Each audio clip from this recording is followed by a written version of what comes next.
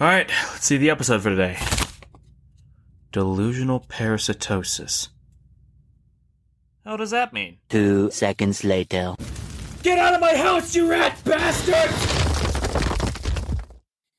Ladies and gentlemen, boys and girls, it is Jack, High Cheese Bags, boys, girls everywhere, Joe Pal Jack, Tales from the Crawlspace podcast, and sitting out on the deck playing snow skiing right there with one hand in each lap is Mr. Brad Harvey.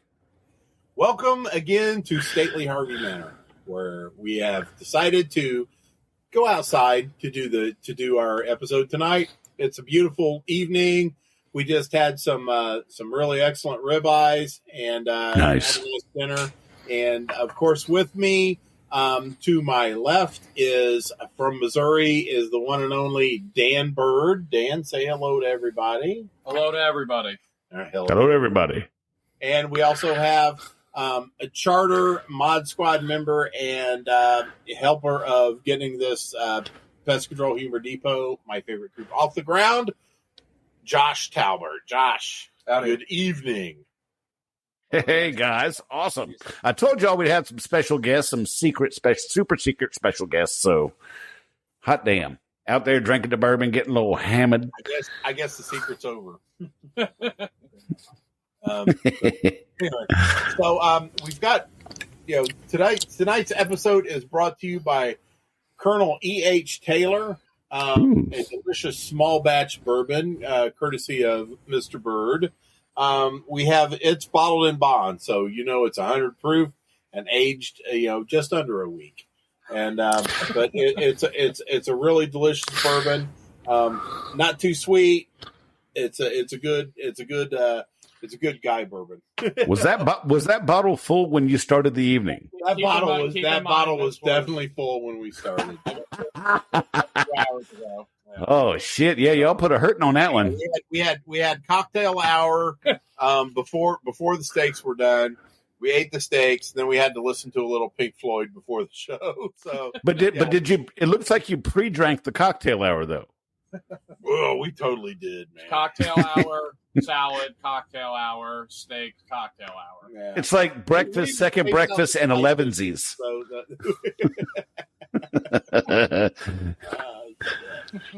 Well, God, this show's gonna be a fucking train wreck. The subject of this show tonight is delusional parasitosis. Now, there are some hilarious damn stories we got, and believe me, we are swimming in stories, and this show is definitely going to go long, but there are also some serious ones, and we'll get to that, and we'll talk about it as well. And it's important because some of these stories come from two different perspectives. The perspective of the technician and the frustration that the tech feels and having to deal with people who are seeing things.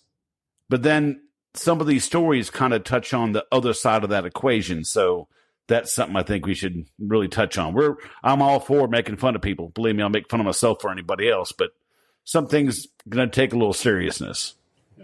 Yeah. Here's the thing, Jack. We got to take it serious, but I mean, goddamn, we got to deal with it ourselves too. Oh yeah.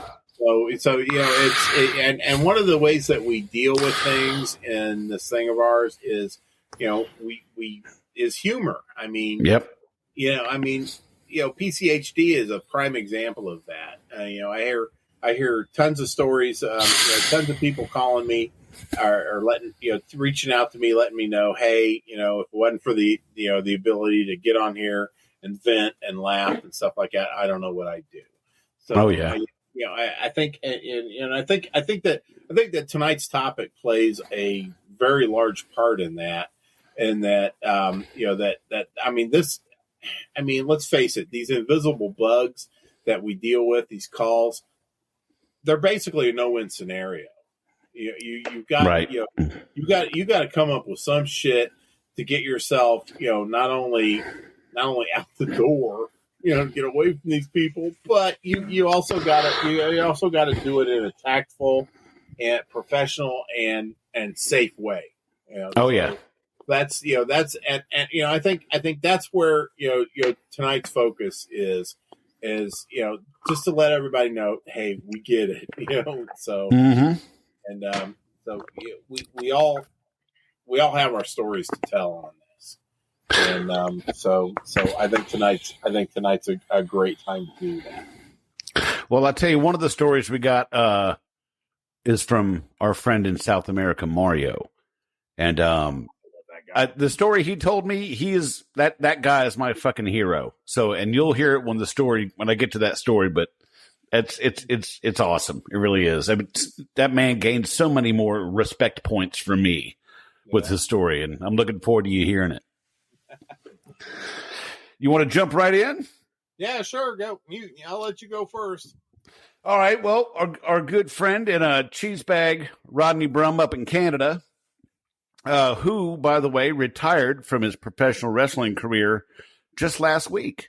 Man set his hat in the middle of the ring and called it a day, man. But it's pretty awesome. But Rodney, This is your story. Got a call a few years back for a bed bug inspection. Lady on the phone insisted I look at the elderly man's bites. I thought nothing of it. Get to the job, the lady that called won't go inside. I puffed my chest out happily, saying, "That's why you called me. I got this." So I go into this hoarder unit, and my mouth dropped. The filth was terrifying. Proceeded to the bedroom to inspect the bed. The gentleman wanted to help inspect, so he grabbed his flashlight and his sample bag of bugs. In the bag, I found the classic belly button lint, boogers, and toenail clippings. Now, don't get me wrong, this dude was nice enough, but when he turned the flashlight on to help, it was stuck in strobe mode. So between flipping the mattress, I was either having a stroke or having a shroom flashback from my younger days. Surprisingly, the place had no bed bugs. As I turn around for the guy to write me a check, the man is dropping his drawers to show me the bites on his behind. I insist there's no need. So as he's writing me the check, he throws his phone in front of me with pictures of his bare ass and a ton of mosquito bites. Needless to say, my sex life has never recovered. I believe I called in sick the next day. Oh, rightly so. Oh, dear God. Yeah. Sometimes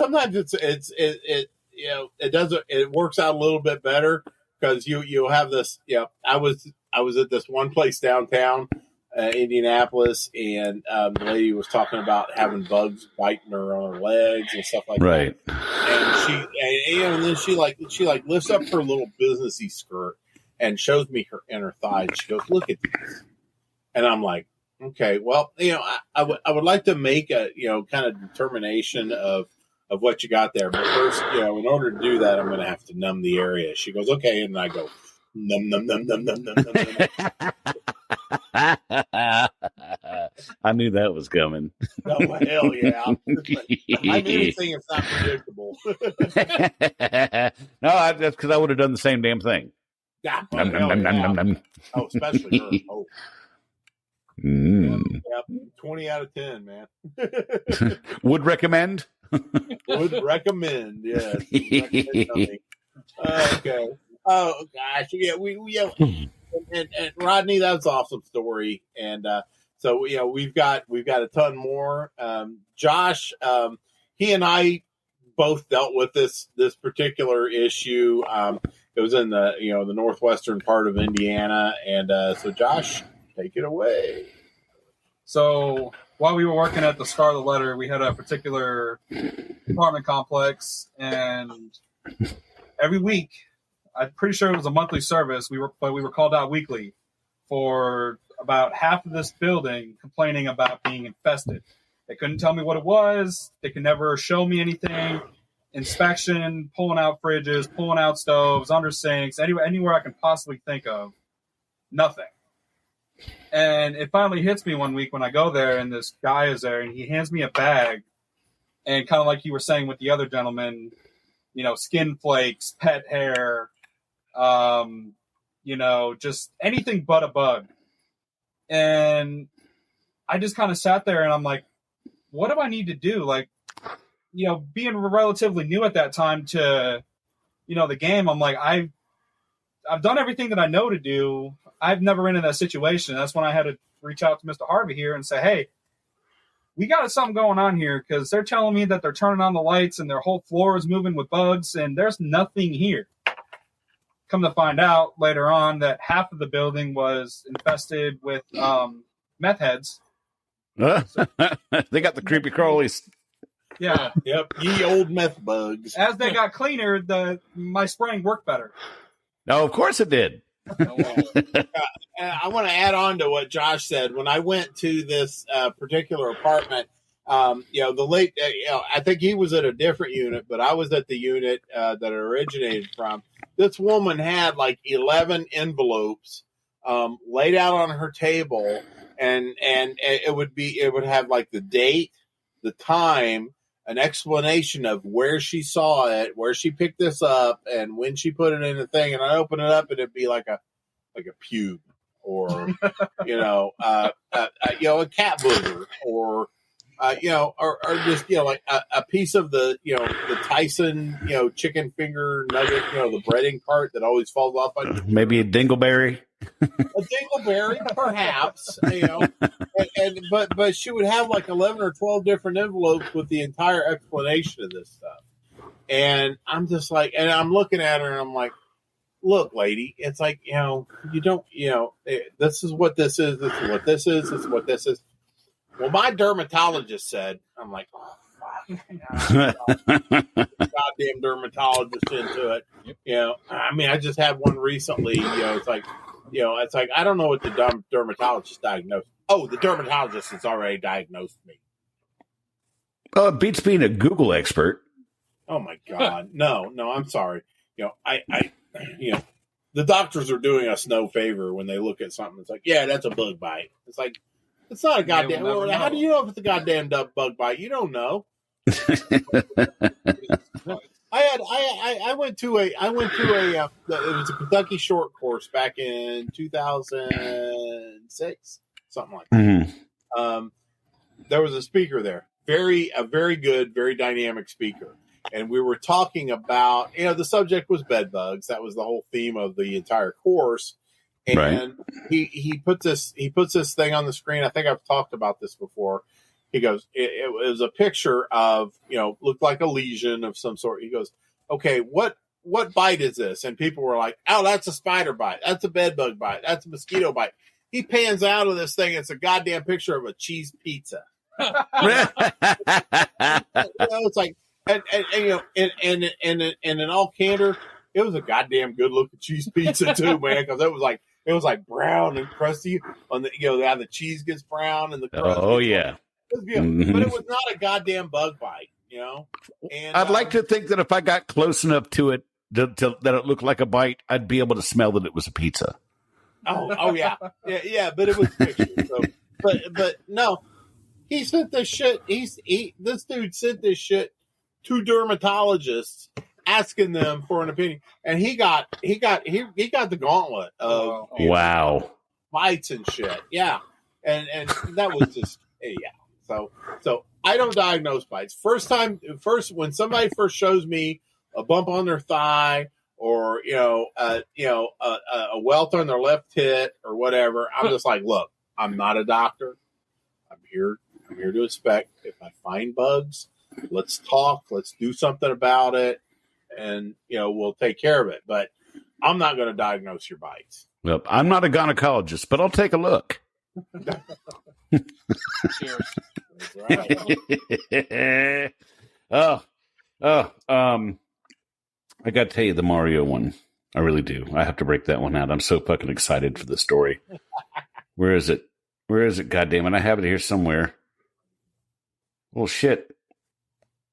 Somebody say something while I find this fucking story. Hey, everybody look at my Tony Spangler Tumblr. Okay. Yeah. Shamelessly pimp. I'm sitting here. It's like 80 degrees outside, and I'm looking at some dead ass ice right here. Well, I tell you, it's almost 100 here, and I still got ice in this one. Oh, well, hell yeah. Well, that's an icy stare from the Joker there. Yeah, that's my shit. All right, I found it. Here we go. First of all, Tony Spangler's Tumblr, spanglerette.com, and the beautiful urethral sound rod. Okay, we will. Mario says, hey, Jack, here's my story I think fits for the next TFTC episode. I had a similar experience with a client. The woman claimed that mites were walking on her in bed and biting her all night. The poor woman's body was all scratched up from scratching so much. I suspected bed bugs, so we did an inspection, starting in the bedroom and then throughout the house, and found nothing. We then decided to vacuum the entire bedroom and observe the results. The next day, she calls saying that they were still walking on her and biting her at night, and that she had captured some. When we went back there, she showed us several pieces of duct tape on which she said there were several captured. Upon evaluation with a magnifying glass, we saw that they were fragments of various things, but nothing like mites or insects. We went to look at the plants of the garden, removed the sofa cushions, mattresses, pillows, nothing. In the meantime, she starts talking about her life, that she is very lonely, has no children, her husband spends most of his time traveling and only comes home on weekends. It's in these moments that we have to be more than pest controllers and turn on our human mode, and that perhaps it was an emotional issue. I then said to her, I remembered we had a new product that we received from the manufacturer to test in more difficult cases. If you agree, as it is a test, the factory pays us and you'll have no cost. Do you agree? And she agreed, and we came back the next day with a new, never-used sprayer. We sprayed pure water on everything in the whole house. The woman never complained again, and the problems were over and never had trouble sleeping again because of the mites. Oh, wow. Wow. That's just fucking awesome. Yeah, that is awesome. Yeah, I did something similar. Actually, this was just fairly recently. We had, I had a lady that called. I guess she called into the office, and coincidentally enough, I was actually there in the office. I was getting ready to packing in for the week, and I had got the phone rang, and our beautiful office lady picked it up and was talking to her. And by the time I had gone to the bathroom, finished my paperwork, dropped it off, went to the bathroom again, and got she was still on the phone with this lady. I was like, oh my God, you poor thing. Bye. And then the following week, I find it on my schedule to go check it out, right? So I go check it out. That's karma, by the way. That's karma. That is total karma, absolutely. And so I get back in there. I get to the lady's house.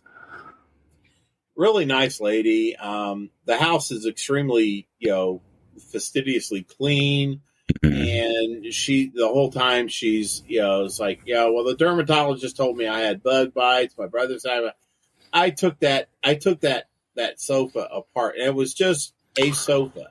It wasn't the chair, the settee next to it. It wasn't the chair next to it. It wasn't the carpet. It wasn't the bed. It was just that sofa. She had a complete and total hard-on for that sofa. So I tore the sofa apart. Cushions off. I'm flashlighting every damn thing. I got my flashlight so close to it that if there is a bug, it will just burst into flames. And I'm not finding a damn thing, right? I even went to the back. Okay, it was kind of tight quarters in this living room. She had this coffee table, this oak coffee table that must have weighed 1,200 pounds. I shoved it as best I could, got some of the cushions out. I lifted up her sofa, which was surprisingly light, and kind of wedged myself behind the sofa and underneath, and then just kind of let the sofa kind of rest on my rib cage, right? Right. So I'm out there, I'm looking at everything. I'm talking to her the whole time, and I'm pumping information out of her. I was like, the first thing I did was like, go, because she's telling me she's got bites on her legs, she got this, she got that, and I was like, I started off with, that is a beautiful landscaping that's out there. And it was one of those communities where it could have been a senior's condo place. It could have been, but I was like, I mean, your landscaping is just beautiful. I mean, it was okay, but it's just trying to get some information from her. Right. And, so she's like, I said, do you, how much do you have to pay to get that done? And she's like, pay? She goes, no, I do it myself. So I'm thinking chiggers and shit like that. So, but that's as far as that goes. And I'm looking, I'm still looking. I've got that thing underneath. I got that under the sofa thing, because, not only am I I'm creating the illusion of giving a really good inspection, which I was, but I also have the sound barrier between her mouth and my ears, which consists of a good sofa, so I don't have to listen to her as loudly. And so I get done. I come back up, it's like I emerged from the back of the sofa. I was like, ma'am, I said, here's the thing. I said, I can't find anything that I can really, pinpoint that as being your problem. I said, so here's what I would do. I said, take a spray bottle, get you some rubbing alcohol, fill that halfway up with alcohol, the rest of it with water, and then put 2 drops. Don't put 3 drops. Don't put 1 drop. Put 2 drops of Dawn dishwashing liquid into that. Spray your sofa liberally, and that should take care of it. That was 3 weeks ago, Jack. I haven't heard shit from her since. Well, Yeah. that reminds me of Monty Python's Holy Hand Grenade of Antioch. 3 is the number thou shalt count, and the number thou counting shall be 3. Happened in here? Okay, it either took care of her psychological issue, or Right. she has been committed and put into an institution where there is no phone available for her to text me to let me know that it didn't work. That's entirely possible. Entirely possible. I'm thinking the latter is what happened. Well, either way, it's a win-win situation for you. Got it. Yeah, I can't complain about that. That's for me. Oh, I had that, and I've told it. Like I said, I'm retired, so I don't have any news stories. But I had that guy in Annapolis who swore he was seeing bed bugs in his kitchen, and all over his couch, and in his living room, and on his boat. I mean, I inspected the boat, the whole house, everything. Didn't find one single fecal mark, egg, bed bug, anything. So this asshat went and bought a pound of Dryone and a bottle of Demon TC. Oh, no. Nice. And he hosed the house down, and underneath the cushions and stuff, he had so much Dryone that when he sat down, it was poofing out from under the cushions. Right. And I walked in, and he sat down. I was standing up. I wasn't going to touch nothing because I could smell it. And I was like, oh. So, and he's like, look, and showing me his arm going, look what I got going on. And I'm like, dude, you got a skin reaction from having Dryone over everything. He goes, oh, I'll clean it up. And he fired up the vacuum, and a plume of Dryone came out the back of the fucking vacuum. So I went running for the door. And I stood outside, and I said, sir, I'm surprised your houseplants are living. Really? Oh, shit, no kidding. And he's like, oh, no, I'll clean it up. I'm like, no, I'm canceling you. We're done. We are completely done. I couldn't do that. That's right. Good God. I mean, you lost me at Demon TC. Fuck. Yeah, and he went on that do your own pest website and bought it. Wow. Just like our famous, our favorite Donnie and Marie do-it-yourself company. Oh, don't get me started on Donnie and Marie's. I'm okay. I Wednesday. I had a funeral to attend for my late great uncle Jack. Mm-hmm. No relation to Jack Starry, right? Fortunately, rumors of my all. I'm going down the road and I see 3 fucking active vans sitting in front of the yard of the president of the homeowners association. Now I served Christ as the vice president, because it's important to have a vice president in case the president of the homeowners association gets assassinated. Yeah, it's necessary. Yeah, so I pulled over. I spoke. I spoke to them of the cheese bag gospel. Mentioned the podcast. Tales from the Crop States. Mm-hmm. FTC WWTF. Of course they claim they never heard of either, which I think is bullshit because we are worldwide now. But anyway, yes, we are. I digress. So it's like I got to ask you. I said, why is it taking 3 of you guys to do Peggy's house? She goes, he goes, we're in training. I was like, fine. So it's like immediately when I drove off, next stoplight I texted Peggy. I said, Peggy, I'm insulted. It's like you have a perfectly good, pest control person just lives right down the road from you. You've been dealing with for years, and yet you go with Active. And her words were like, "Oh my, I forgot you worked in pest control. I got a fucking truck in my driveway. Trio Pest Control, William the Merciful proprietor, and I'm like, okay, fine. It's like you just got seduced into the Donnie and Marie culture. Yep. Oh my God. I'm sitting on my deck later that night after the funeral, and just reflecting on life. Anyway, so my ring goes off, and I look at it, and there's some dude with a beard standing there, and I just look at his shirt. It's a fucking active guy. I've got a goddamn truck sitting there. It says Trio Pest Control. Why are you coming up to my house? Ballsy.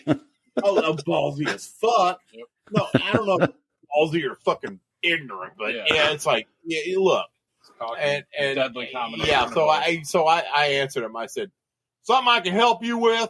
And so he's like, yeah, are you Brad Harvey? And I was like, yeah. He goes, yeah, I'm a cheese bag. I'm like, well, get your cheese bag ass off of my property because I'm not buying it. Jesus Christ. So, I've seen them on my my Google doorbell. I'm like, oh, this is gonna be fun. Kind of loaded for bear by the time you answer the door. Yeah, well, yeah, man. Fucking Donnie Marie. Parody of those morons. Yep. I have got. I'm gonna. For those of you that are watching us on YouTube, it's gonna get really weird right now because I'm gonna pull the computer up.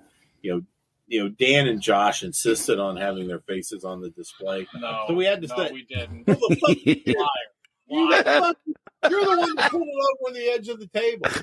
I did not tell you that. Why you needed a wide angle of all this. Den of lies. Oh God. Anyway, so I'm gonna move the camera up or everything up so I can read this shit. All right.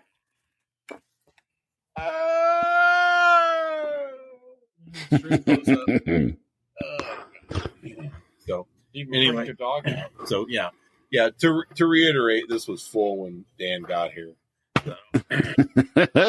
Den of lies. Den of lies. A den of lies. Okay. So all right. Anyway, so here we go. I have a wonderful story here in the invisible bug department from one Jason. It says, and he goes, here's a story I shared a week or so ago on PCHD, my favorite group. And he's going to add some new insight as well. He goes, I've got a confirmed case of meth bugs. I would have never expected it because they don't look like meth heads, but my first indication is when I did the bed bug treatment, they definitely did have bed bugs, but they saw them everywhere that they didn't exist. I passed it off as being grossed out and just thinking it was all a bed bug, which, I get.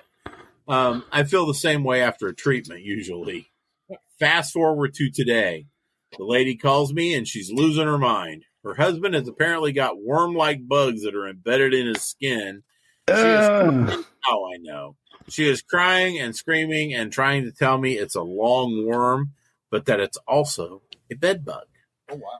She claims that my spray loosened their floors and snakes were coming out of the exposed flooring. What and the fuck? Snakes were worms that were burrowing into her husband's skin. Lovely. I told her to take him immediately to the hospital and send me a picture of the bug right away. No pictures have yet come. Time to implement my exit strategy. Mm-hmm. Fuck yeah. Update on that. He goes on. Update on that. She ended up sending me close to 200 pictures. Some of them were screenshots of a TikTok.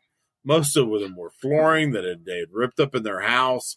150 of them were the exact same picture over and over again.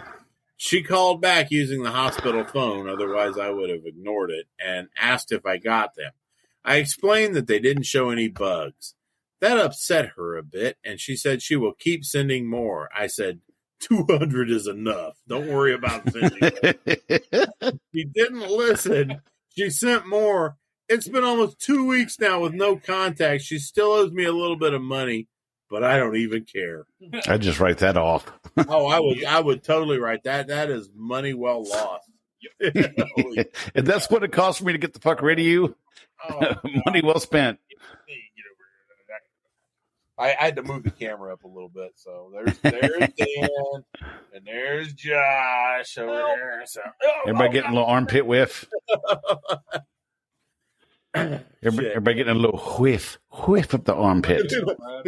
Hey, I showered before they came by, so because I was working on my driveway, my porch, and my sidewalk using the power washer today. That just fucking whooped my ass. Did he get to see the penis on the driveway? The penis? No, I will have to show him later. Okay. I'll make those stuff for y'all. So anyway, Jack, you fill in. I'm going to show these. All right. Well, Am I allowed to move? this one's from an anonymous source. This story is from an anonymous source because it's still unfolding in process. This anonymous person says, this is still unfolding. Thankfully for me, they've been very low maintenance, and I'm not entirely sure if you'd call DP or what it is. I have a quarterly customer, very nice, normal people, the kind that know how many kids you have and what your wife's name. I go there for the first time in months, and everything seems to be regular. Check some glue boards that are always empty and ask the wife if she's had any ants in her office yet this season. She goes, no.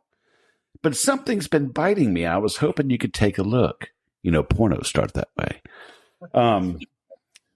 Sure, if something's there, we'll find it, I reply. I'm on my hands and knees looking around. See, we're really going the porno route here. And I had an insect monitor under the office desk, and it's as clean as a whistle. I started asking if anyone else in the home has been bitten or if they've noticed any kind of activity. Nope, just me. The maintenance guy at work told me it's probably a buildup of static shock from the carpet, so that's why I put down the plastic rolly chair mats all over the floor. It's at this point I pop back up from under the desk, and my eyes go wide as I realize she's got a spray bottle like for misting plants, and she's spritzing her legs with it. At that same time, I realize it smells like a nail salon. I asked, what are you putting on yourself? Oh, this? It's nail polish remover. It kills whatever's biting me. Fuck. Okay, well, I can't find anything down here, so I put some more insect monitors. Check them every so often, and if you see anything, send me a picture of it. And I wouldn't do that if I were you. You're making your skin worse. Yeah, that's what my husband keeps saying, but it's helping me. I pack it up and try not to look so horrified. I get out to my truck and text the husband. Hey, man, there's nothing biting her. Stop letting her put nail polish remover all over herself. He answered, yeah, I figured you wouldn't find anything, and I was hoping you could tell her maybe she'd listen to you. I replied, yeah, I mentioned it, but she seems pretty determined. Take her to a dermatologist. Maybe a doctor's word will carry more weight. He agreed. That's about 3 weeks ago, and I haven't heard anything about it yet. Spraying nail polish, acetone. Spraying acetone on you. Oh my God, that is nasty shit. Yeah. Well, is that not solving the problem? That's making it worse. Yeah. Exactly. That's a skin irritation. I mean, that's... Oh, yeah. God. It just gets dry, and you're just like, God damn, I got bugs. What do you think it's doing? Yeah. Oh, God. Yeah, fuck us. We're pest control guys. Who cares, right? Yeah. I mean, we only have to have continuing education and state certifications, but yeah, we're fucking morons. Yeah. Oh, we've got no idea what we're talking about. What the fuck? No. No. Not the slightest clue. Oh. None at all. All right. Time to bring the laptop back because we have another story from Anonymous. So yeah, and that's fine. When we get stories from you guys, if you don't want, if you're not comfortable with letting us, telling us your name and stuff like that, we don't have to tell you that. Right. But it's important that your stories get out because that brings awareness out, and it also lets other people that's in this thing of ours know that there's other people going through the same thing. You're not alone. So if you need to go incognito, that's fine. If you want to own the story, that is also fine. So hell yeah. Either way, we're here for you. So Anonymous says, this is my story for the invisible bug stories. If it's not too late for an entry, which, rarely it is, we can usually get these things on pretty quick, but they go. I had a customer when working for the Big Green Tea who called us in for a flea treatment. When I arrived, I was greeted by an elderly customer, and everything was covered in plastic, and she had white carpets. I found 0 fleas, and after about 20 minutes of looking, I explained I didn't think she needed the flea treatment. She then began to take her shirt off to show me the bites. I told her that wasn't necessary, as I am not a doctor. Thank you. Thank you. She was upset that I wouldn't look at her bites. Now she just wants you to look at her bites. Let me see them titties. Let me see them titties. Don't look now. Mama's got her boobs out. To confirm, so she took me to her bedroom and showed me her underwear. Ooh. And explained that she knows they are in there. Just some bats and cobwebs, probably. But anyway. Crotch crickets. Crotch crickets. When I asked why she thinks that, she began to explain that she can feel them crawl from her underwear to inside her, and that she desperately needed them out. At this point, I told her I wouldn't do the treatment, and she needed to go to the doctor. I promptly left and informed my manager, who was at first angry that we declined service, but after hearing the story, completely understood. Wow, that's a shock. I'd be like, baby, it's like, let me break out my long rodding tool. I got my long rodding tool for that. The mystery bugs are a bitch, but the mystery bugs that actually crawl inside you, yes. And the vagina, all up in the vagina. All up in the vagina, yeah, or in that hole in your penis. Right? Oh. Yeah, it could be spelunking. It could have been spelunking. That's true. All up in the pooper. It could have been the Dark Percy Cavern. Probably Rainbow. Well, I'm sitting here looking at myself on the camera, and it looks like I'm like one of those guys that like had half his head blown off. He's like, that's fucked up. That's all right. I do. It's here. Yeah. Well, our first Women in Pest Control guest, Miss Jerusha Riopel, sent in a story for us. She goes, I got a delusional parasitosis story. We had a customer that was pretty elderly and had every medical condition known to man and was on tons of medications. He'd been a customer for years before I became his technician, so most of our guys had done his service a time or two. He would always complain about the little gnats that were driving him crazy, but no one else in the house could see them, including his wife. He said that when they were in bed, they'd eat him alive and not touch her. He'd complained that we weren't doing anything about them, but no one could ever find anything, including on glue boards that we'd leave in areas he said that activity was the worst. When I started treating his house, he told me that he was digging into his skin to get them out because they were burrowing into it. Again, no one else saw the gnats he supposedly pulled out. I finally told him that I thought he had delusional parasitosis and explained it to him, what it was, and how some medications can sometimes trigger it. Then he and his wife told me that they had a dermatologist tell them the same thing. They took offense to the suggestion and stopped seeing her because they thought that she was shrugging off the issue. Once they heard it from me too, they finally believed it and stopped complaining about our service. Okay, there's a lot to unpack there. First off, it's like, why is it always a fucking dermatologist? It's like, what are they, witch doctors? It's like, If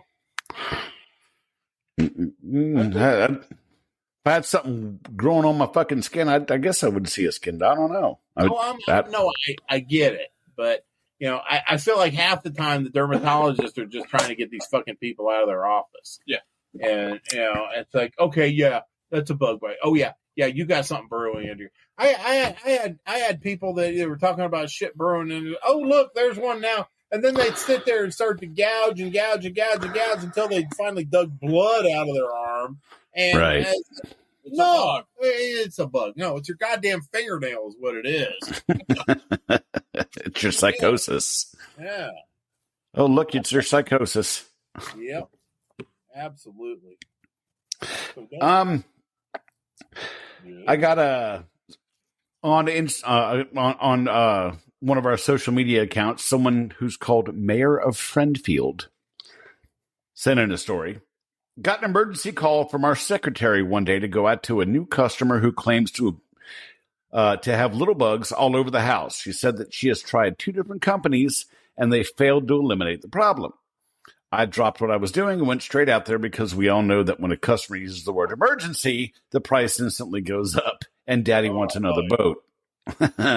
I got to the house, knocked on the door, only to have a half-naked tater hog of a lady open the door. She was covered in white powder. Tater hog. That's a new one. I like that. That's right. Tater hog. It's a tater hog. She was covered in white powder-like substance and was screaming, look, they're crawling out of my skin. I then looked at the counter and she had 6 empty home defense containers, which she had used that day, and 7 dust thrown on the walls. The carpet was splashing from all the chemicals she had poured out. I immediately left and refused to go back. Her husband called a couple weeks later to apologize and said they had checked her into a mental institution because she wouldn't eat or sleep because the bugs were torturing her so badly. Wow.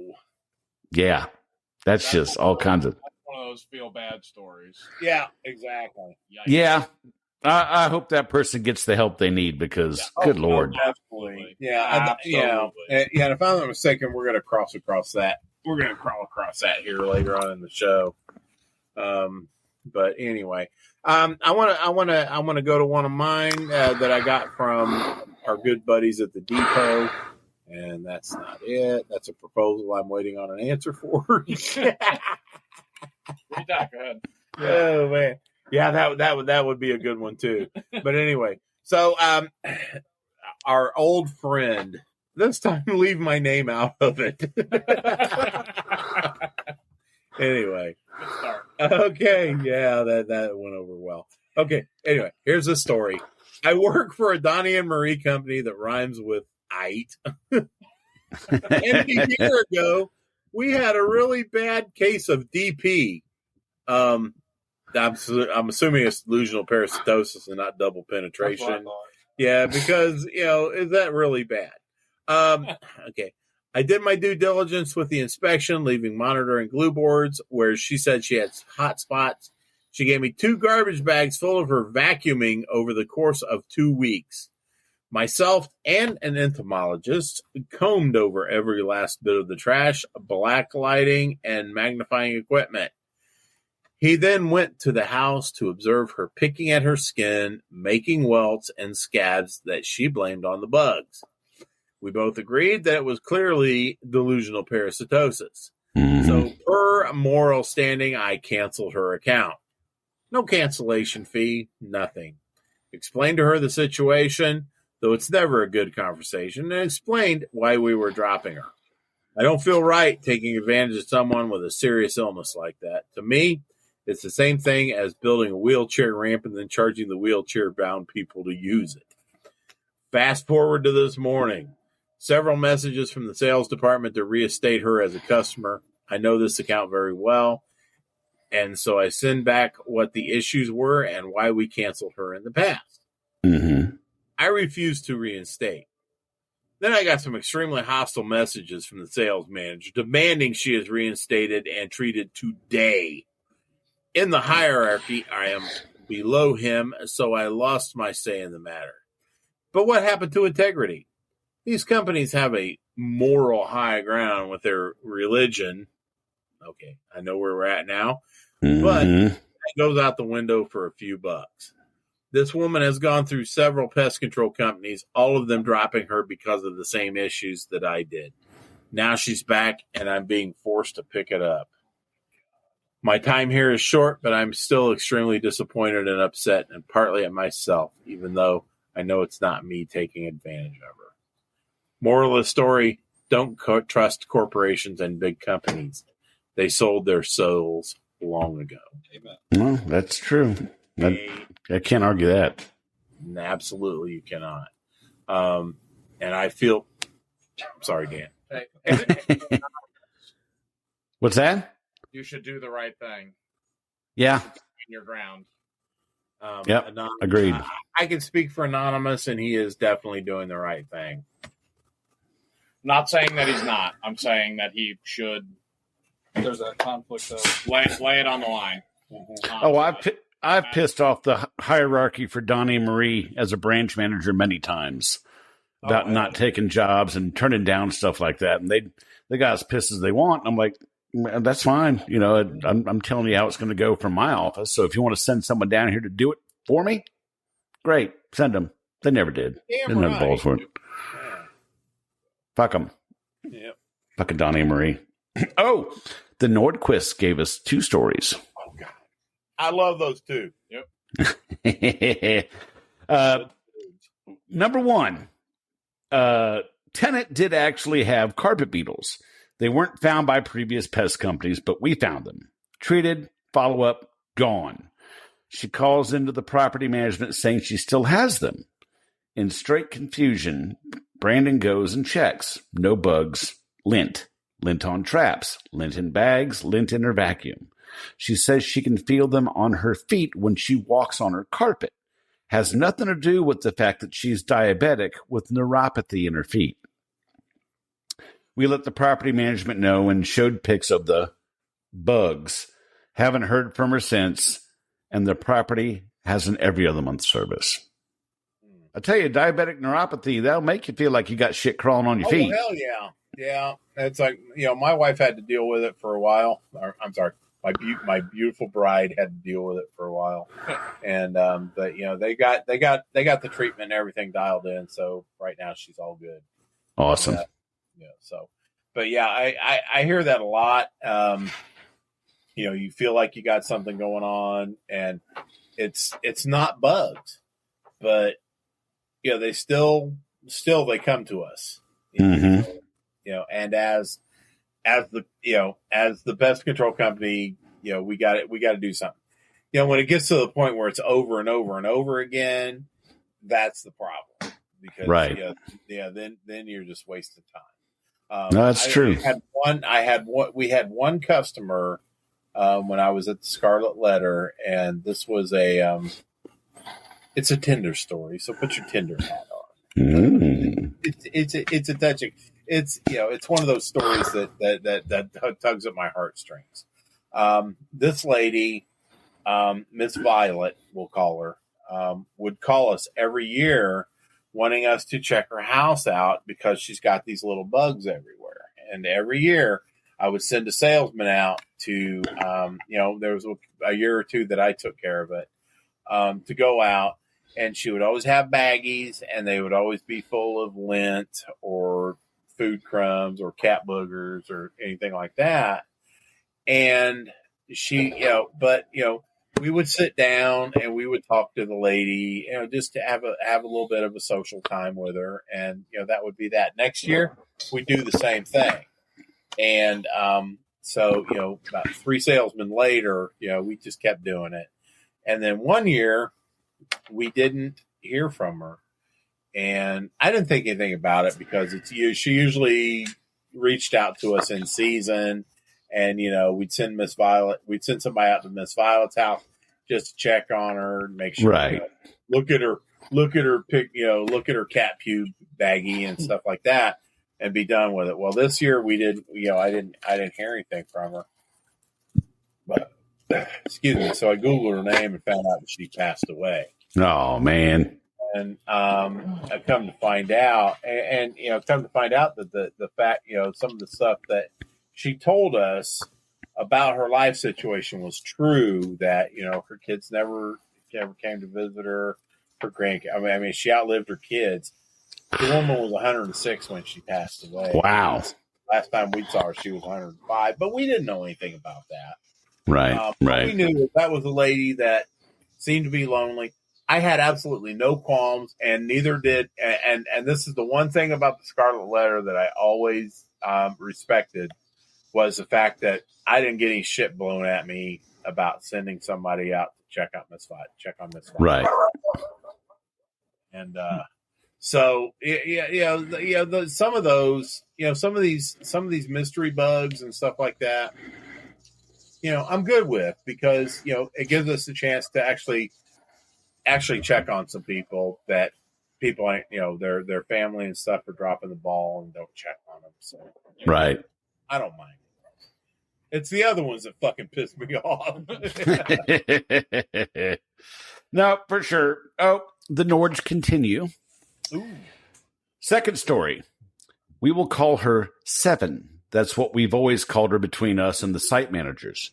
Good God, this lady is crazy. Too many instances to recite, but I'll give you a breakdown. It's been going on for more years than Brandon even knows.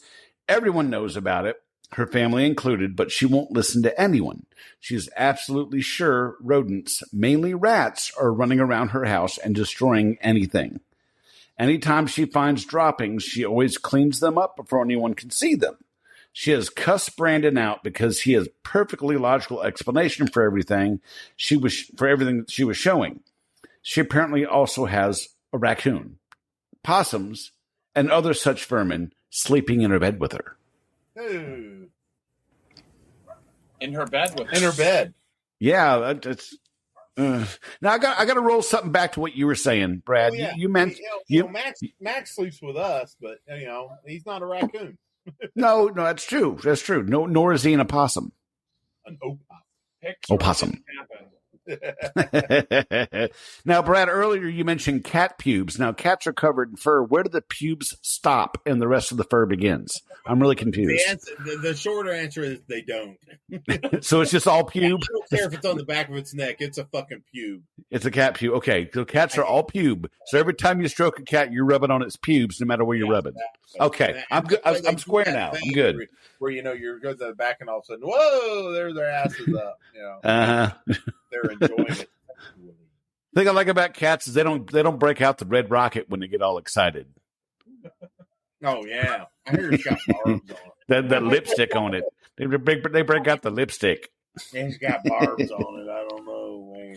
But, yeah, but the thing, yeah, dogs are different. Everything's humpable when you're a dog. Yeah, well, when you're single too. So there's that. He's got a point. I got one from a listener. First time they were chimed in with a new story. Because the nature of the situation, it's a first name and state only. So it's Nick in New Jersey. Nick says, okay, so I give you authority to use my first name, and that I'm from New Jersey, but I'll not mention the company that I work for because I have a big promotion coming up. So good luck on the promotion. So I've quite a few different stories, being in the industry for 15 years at the age of 38. I will only give you one, not to waste your time, but this one really stood out. We had a customer in a mobile home who was complaining about constant bites and bugs all over her body and bed and infesting her mobile home. We had multiple technicians go out there before I was called to go. The first time I went to inspect was quite an experience. It was a female in her early 40s complaining about bugs everywhere and bites all over her body. Upon inspection, there were no insects of any kind or droppings or fecal matter found. My technicians complained about her, keeping them there for hours. When I tried to talk to her, she constantly stated there were bugs all over her body and infesting her house. We had multiple stations for monitoring to see if there was any kind of infestation, and I also placed various bags of material under a microscope just to make sure. Nothing was found. During my 2 visits with her, all she screamed about was, look at my arms, look at them biting me, they're all over me, they're all over my bed. I tried to explain to her that there's no findings of any insects at all. During my 2 visits with her, she spent her whole time on all fours with her ass hanging out, which was not a pretty sight, ripping up her carpet, trying to show me the bugs living in the fibers of her carpet. After close to an hour of explaining to her that she does not have any insects living in her carpet, she tried to show me a container which held her dentures. She said, look at all the bugs crawling around on my dentures. Now, I'm a former hockey player who actually has a partial denture due to losing teeth during fighting up in Canada when I played. So I knew exactly what I was looking at, and I explained to her, and I said, ma'am, that's food coming off your dentures and not bugs. After about an hour of trying to convince her that there were no insects, she actually tried to give me a $20 tip and a 20 milligram of Klonopin as a tip. Needless to say, I eventually canceled her account due to the fact that I could not be there myself all the time, and it was a waste of time for our technicians. Now, in this conversation I had with him, I said, man, you know, as she was on her hands and knees on the floor with her ass hanging out, you could have given her just the tip. And he goes, my man, if it was a decent looking chick, I might have had a different outlook. But that ass looked like it had its own crawl space. Oh my God! Now I got to tell you, Klonopin is a gift that keeps on giving. Nick has a 9-month-old that just had surgery today. So everybody out there, all the cheese bags out there, send some healing vibes to Nick's little one recovering from surgery. So Nick, I hope that little one recovers fast and full and happy. Yeah, most definitely. Send him a healing fist pump. That's right. That's right. I can tell you, I'm from Jersey, and just based on context clues, he's talking about a customer in Moonaki. Okay. And I bet she's listening right now going, oh, fuck you guys. Well, I tell you, I got are you ready for the serious one? Yes. Okay, wait a minute. Wait. Okay. All right. Jenny Wilson sent me a story. She goes, I was in my first, maybe second year of pest control when my mom called on me. She had bed bugs before many years ago, which had been kind of bad, so the terror in her voice made me actually concerned. Thankfully, I was running around in her area that day, so at the end of my day, I made a detour to go see her. It has the head of what looks like a skull, she said over the phone. All day at work, I'm wondering what in the world is she talking about. Get to Mom's. She's sitting on the front porch with a little baggie in her hand. I approach and can immediately tell a childhood of carrying the burden of my mom's drug abuse issues flood in. Feelings of scared for her well-being, angry we can't just have a wholesome family, and what the fuck is she on this time? She begins digging through the baggie and describing how it had a skull-like head, describing it as demonic as she watched it digging inside her body. She turns to her mid-60-year-old arms and starts using her fingernails and just digging and stabs at scabs and presenting them to me like culprits. It broke my heart. The reason I share this story is that I hope when you encounter the situation, and you will if you stay in the industry, that you remember the children and the family members of these people. The moment I saw her like that, I was the 5-year-old girl crying in the corner because all the adults around me were half dead on heroin. I was that 7-year-old in reverse, backing Mom's car out after she fell asleep behind the wheel and put us into a pine tree. My flaw is that I still love her so bad it hurts, and I can't not love her. The experience will always give me compassion for these people. Not for them, because their actions are awful and it's landed them in such dire straits, but for their families. Now, Jenny, that being the case, go ahead. I'm sorry. What? I was just going to say, Jenny, I wish I hadn't drank so much bourbon, because right now I want to grab my keys and drive to Ohio and just give you the biggest hug you have ever had. Yeah, that's the way I felt reading it then and read it now. I just want to give her a hug. But that brings up something that if you've got a family member in crisis or having an issue like that, I talked to G-Rex from Shit That Goes On in Our Head, which is a great show great podcast for mental health. And it's not antiseptic and sanitized. It's like sitting around with friends talking about your problems. G-Rex said with more class. Yeah. Hey, hot damn, something's blowing up. But G-Rex says that if you have a family member in crisis, you should call 988. It's like 911, but for people having mental health crisis, including suicide. So dial 988. You can also reach their show at goesoninourheads.net or the podcast Shit That Goes On in Our Heads. But there are people, that's the other side of it. We get frustrated. We get irritated. We think it's funny. when people are doing some crazy stuff. And it's fucking hilarious. I mean, the woman with her ass hanging out, digging through her carpet, that's kind of funny. Well, that's a story that you tell. You can't not laugh at that one. Right. No, of course. But, there's the other side of that equation is that there may be a serious issue that someone's having to cause them to feel that they're being assaulted by insects all the time. Jack, I think the frustration and coping mechanisms kick in on us when we know that there's so little that we can do about it. Agreed. I mean, other than we can say call 988, and we can say you don't have a problem, it's all in your head, right? But it's like because most of us, I can speak. I think I can speak for most of us in the industry where we're problem solvers. It's in our DNA. We want to solve the problem, and when we can't solve the problem because because of some sort of external factor, the customer's head, what's going on in their customers' heads and stuff like that. That tends to frustrate us to the point where we need an outlet, and laughter is always the best medicine. So agreed. That's the thing that we reach for. And I want to say, I don't feel bad about being flip about some of this stuff, but do take it seriously. Right. Exactly. You have to triage each situation as they come. Mm-hmm. If it is, if it's, I mean, you got to do what you got to do to keep yourself sane, because you got that next job to go to.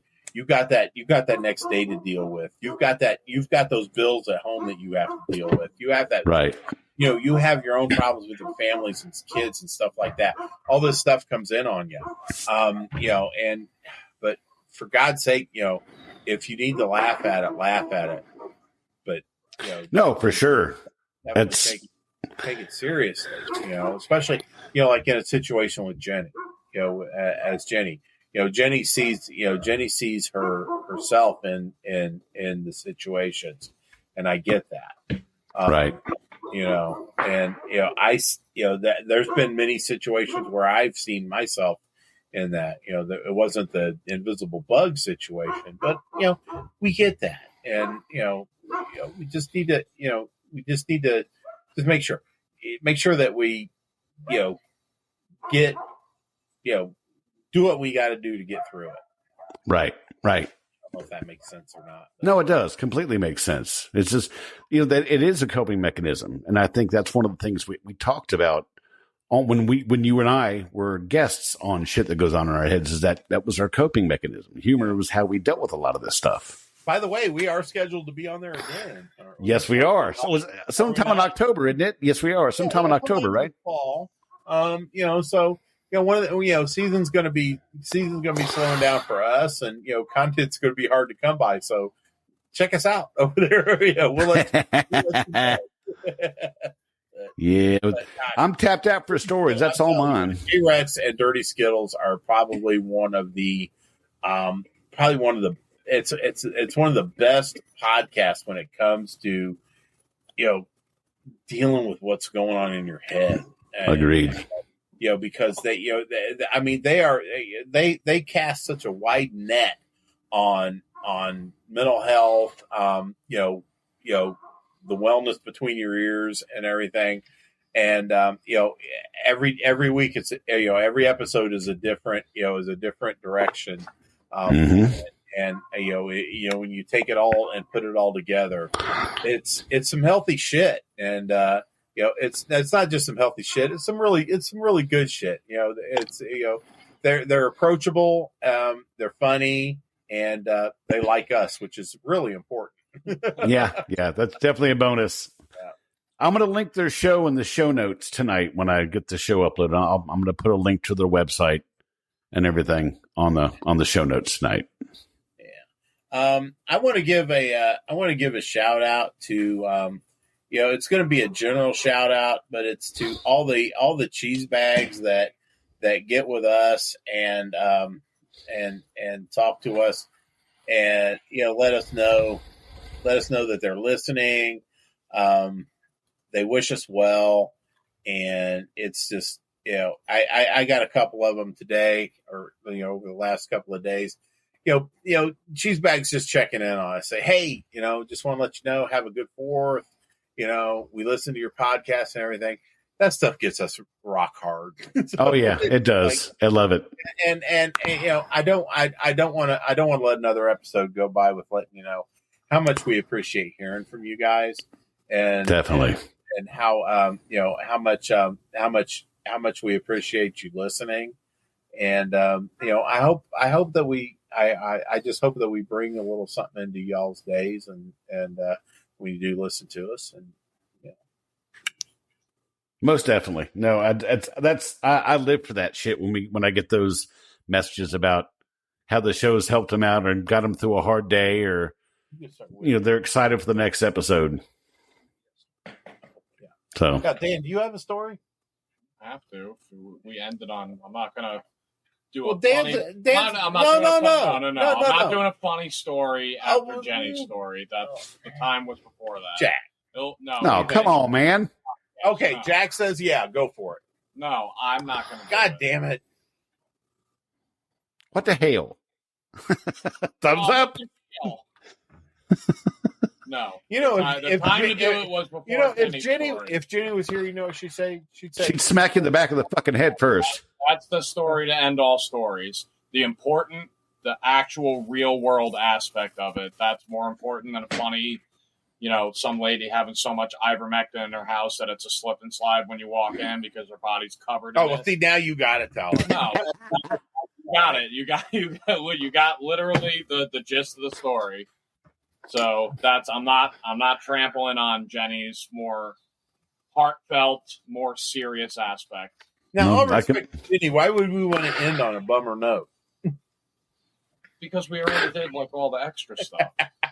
Why are you arguing with me, Brad? Because it's my house. I get to. We're not We're outside my house. We're outside. I still pay property taxes on this deck, so don't give me that shit. Well, on that note, I want to let you know that this is a Tony Spangler tumbler. As is this. And if this was the Paula tumbler, I'd be kissing on it right now. Beautiful steel construction, sublimation on the outside, and rubber bottom. Straw. Rubber bottom. And not to mention, hey, I got a special offer for that involves Tony. I just want to let everybody know that the ever popular oval PCHD magnet, we are ordering another run on it. Mm-hmm. So as the first 10 people that buy a magnet from the second run will receive in their envelope straw. Oh. It's a straw, Dan. This is a stainless surgical steel urethral sounding rod. Yes. So, yes. And you will have the option. And when you order your magnet, please let us know, do you want the option of straight or curved? Well, the one that he's displaying there is for Peyronie's disease. So it'll get around that little curve in your penis. Yes. Bent nail syndrome. It'll hit that curve in your penis just fine. Exactly. Now, depending on how roped you are, you go this way and then the curve, or for you guys like me, it's a little short way and then the curve. Either way, it's got you covered. Yes, Tony Spangler, SpanglerArt.com. He has the most awesome tumblers with, of course, rubber bottom. Yeah. And designs be damned, man. If you can think it, he can make it. So SpanglerArt.com, Tony Spangler. Check him out. Definitely. Well, I think that's it for us for this evening. You want to get us the hell out of here, man? Oh, I suppose so. On behalf of Dan and Josh. Wait, what? Okay, Dan and Josh. On behalf of all of us at Pest Control Humor Depot, my favorite group, SpanglerArt.com, and Tales from the Crawl Space podcast, we respectfully ask you from beautiful stately Harvey Manor to bug the fuck off. Bug off. Y'all come back now. You hear? Oh, thanks for listening to Tales from the Crawlspace podcast. Jack and Brad will be back next week with another great episode. TFTC can be found on almost every podcast provider available, and you can also find us on TikTok at TFTC 2.0, Instagram at TFTC Podcast, Facebook at the Pest Control Humor Depot Group, and our website, www.tftc.wtf. Don't forget to subscribe and share. See you soon.